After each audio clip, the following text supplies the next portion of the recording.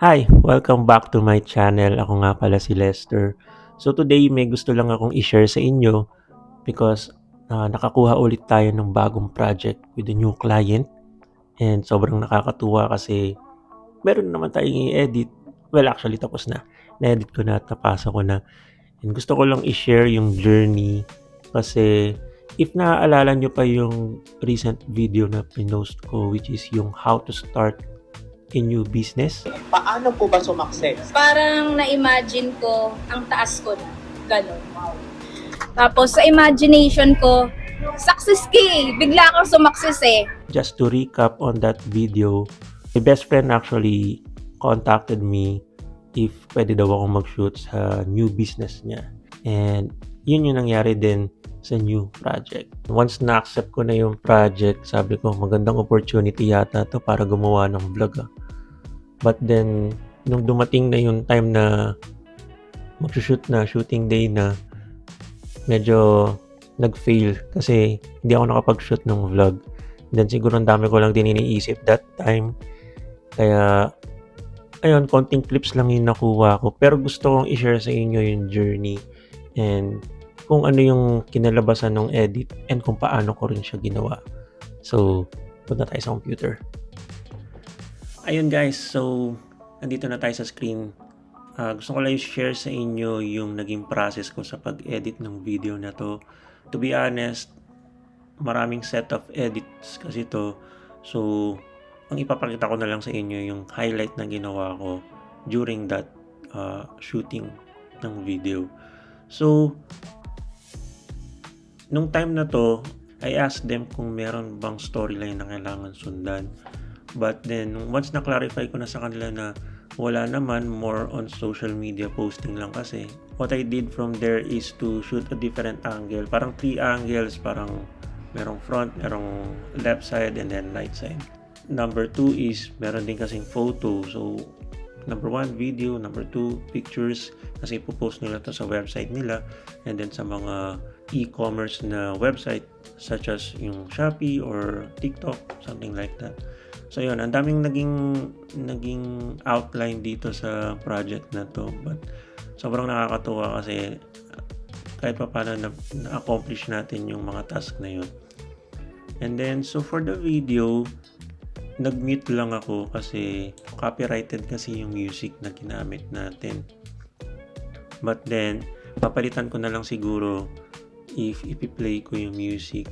Pero for now, papakita ko lang kung paano yung naging output. So, ito yung naging video or yung final output ng highlight. So, panoorin natin.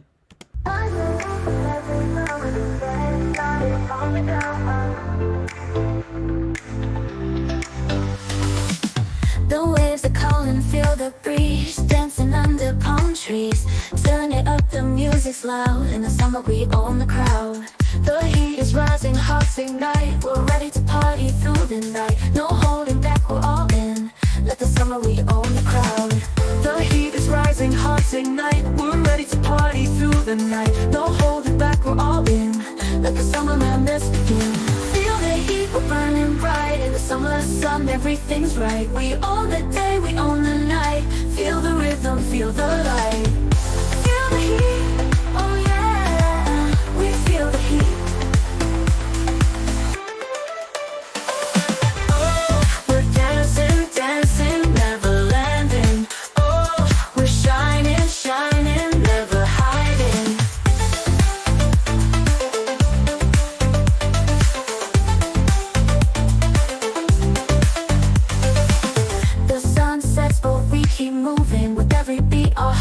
Grooving, colors flashing in the sky. We're together, feel so high.